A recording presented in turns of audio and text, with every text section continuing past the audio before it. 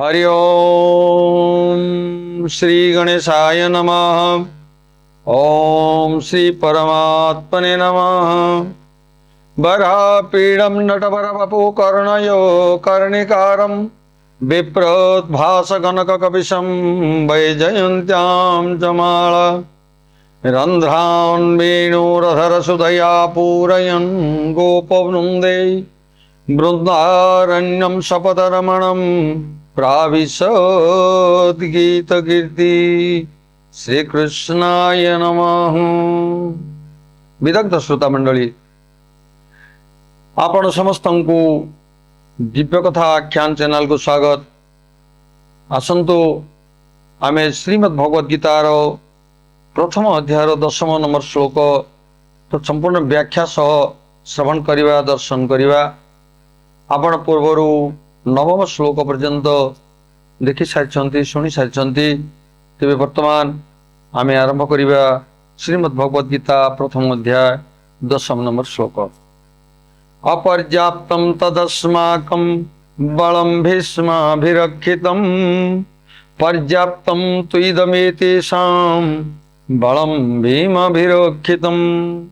यार अर्थ अस्माकं आमर तत् से ही बलम सेना अपर्याप्तम अपर्याप्त बा असमर्थ भीष्माभिरक्षितम कारण तार संरक्षक भीष्म तू अर्थ मात्र एतेषाम अर्थ यही पांडव मानकर इदम अर्थात यही बलम अर्थात सेना पर्याप्तम पर्याप्त हिसाब रे समर्थ हिसाब रे भीमाभिरक्षितम कारण यार संरक्षक भीमसेन। यार संपूर्ण अर्थ होची द्रोणाचार्य नीरव रहुथिबा देखि दुर्योधन भाविले जे प्रकृत रे आमर सेही सेना पांडव उपरे विजय लाभ करिबारे अपर्याप्त असमर्थ कारण तार संरक्षक हेउछंती उभय पक्षर समर्थक भीष्म। से कौरव मान को मध्य समर्थन करथिले, पांडव मान को मध्य समर्थन करथिले, उभय पक्षर समर्थन।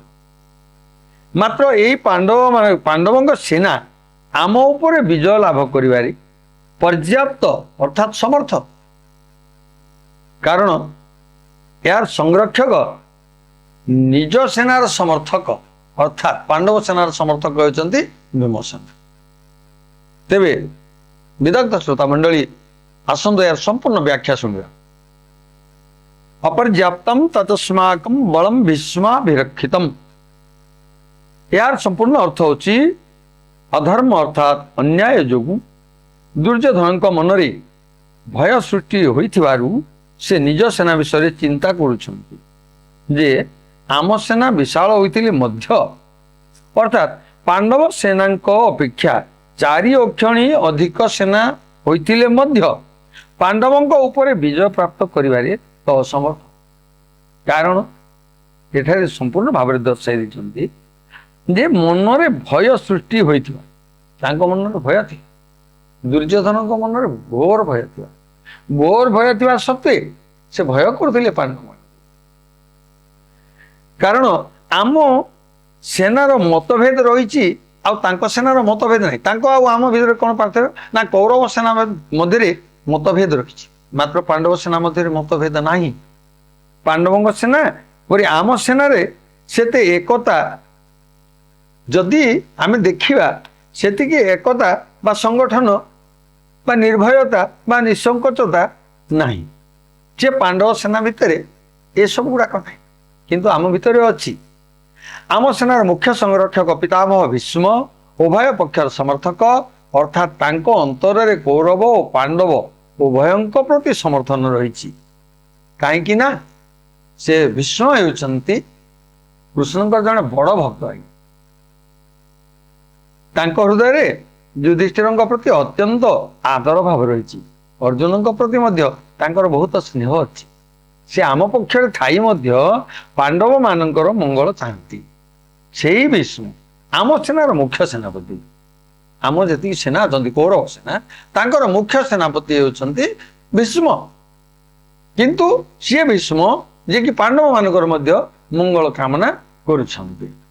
एपरी परिस्थिति आम सेना पांडव सेना को सम्मुखीन हेबा पाई समर्थ हेबे किपरि होई पारिबे नहीं। तेबे हे विदग्ध श्रोता मंडली आर आउ एक पद जो रहिले पर्याप्तम तुइदमे शेषाम पर्याप्तम तुइदमे तेषाम बलम भीमा विरक्षितम। परंतु पांडव सेना आम उपरे विजय प्राप्त करिवार समर्थ कारण एमानक सेनार मतभेद नहीं बरं समस्ते एकमत हुई संगठित हुई रही। जो भीमसेन पिला बेलू मते हराई आसी से एही सेनार संरक्षक आपण माने समस्ते जानिछन्ति। दुर्योधनकर गुरु जी भीमंकर गुरु सी जो गुरु दुर्योधन को गदा अस्त्र शिक्षा देते से ही भीमसेन को गदा अस्त्र शिक्षा देते से कि स्वयं बलराम बलराम शिष्य दुर्योधन मत भीम एणु दुर्योधन ये चिंता कर भीमसेन पिला बेलू मते हराई आसी गदा जिते शिक्षा दौले दुई जन को गुरु कहते तम भितर गोटे चालू माने आपस गदा युद्ध से गदा युद्ध से भीम हर दौले दुर्योधन। तेबे हे विदग्ध श्रोता मंडली सी यही सेनार संरक्षक अर्थात पांडव सेनार संरक्षक सी एकुटिया मो सहित मोर 100 भाई को मारिबा पई प्रतिज्ञा करछि अर्थात से हमको विनाश करिया पई बद्धपरिकर तार शरीर वज्र परिषद ताको मु विष पियाई तथापि से मला नहीं। आपण माने भागवत शुणी भीम को विष लड़ू दे जतुर घरे अग्निदाह तेणु भीम को विष दे दुर्योधन तथापि से भीम मरी नहीं। एणु एतादृश भीमसेन पांडव सेनार संरक्षक होइथिबारु एही सेना वास्तव में समर्थ और पूर्ण।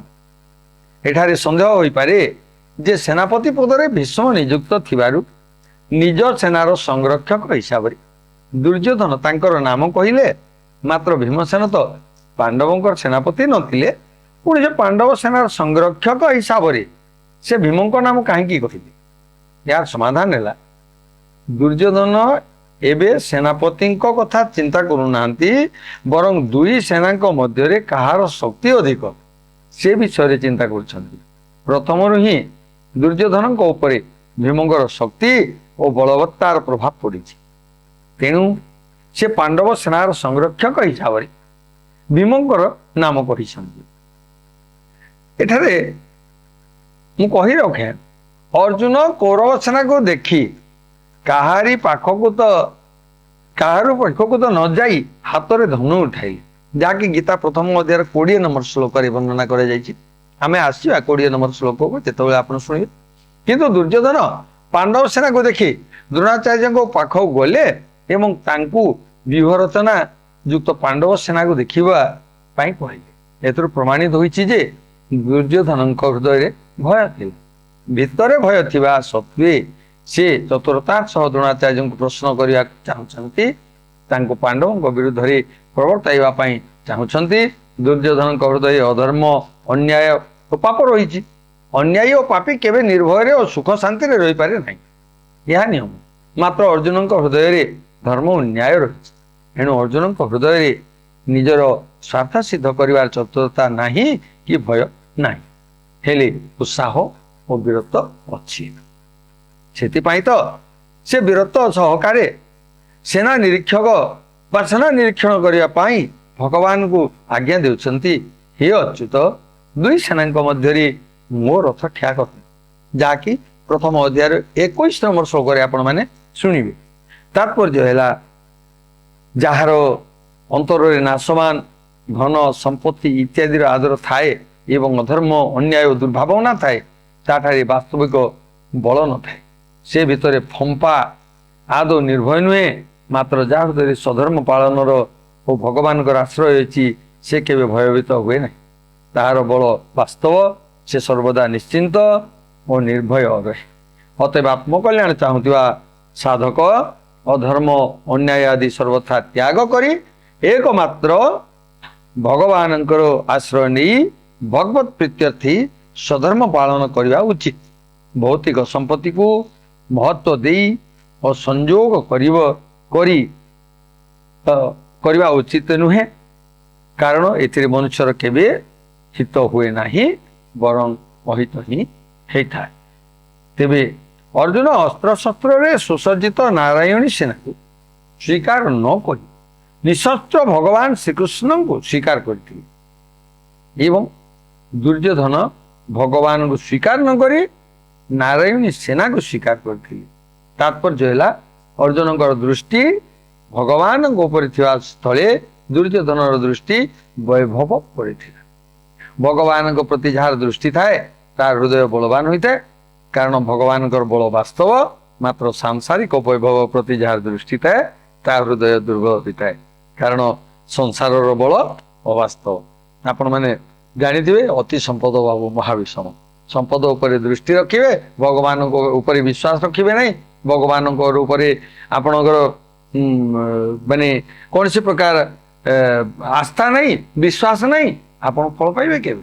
तेबे श्रीमद् भगवद गीता प्रथम अध्याय 10 श्लोक कहती आपण दुर्योधन परि न होई अर्जुन भलिया भीम भलिया युधिष्ठिर भलिया आउ आपण जदि देखिबे युधिष्ठिर भलिया ही आपण कार्य करंतु निश्चय सफलता लाभ करिवे। विदग्ध श्रोता मंडली आओ आमर यही प्रथम अध्यायर 11 श्लोक परवर्ती पर्यायर आपण माने शुणिबार देखिबार सुयोग पाइबे। आपण माने सब बेले चेष्टा करंतु आमर दिव्य कथा आख्यान चैनल को आपण जेतो बेले देखिबे से समय केवल श्रीमद् भगवद गीता उपरे आधारित नुहे आहरी अनेक गुड़ाए तथ्य उपरे आधारित सम्मिलित यही दिव्य कथा आख्यान चैनल आपण मान को जोगाइबो। आ मो प्रवचन देखिबा पई आपणकर सहयोग जोगाजोग आमे कामना करूछु। समस्तंगर मंगल कामना करिया सह आमे परवर्ती पर्याय पर्यंत एठी बाणी विराम दवा आसंतु परवर्ती पर्याय पर्यंत अपेक्षा करिबा। रहुछि समस्तंगर मंगल कामना करिया सह जय जगन्नाथ हरि ओम तत्सत।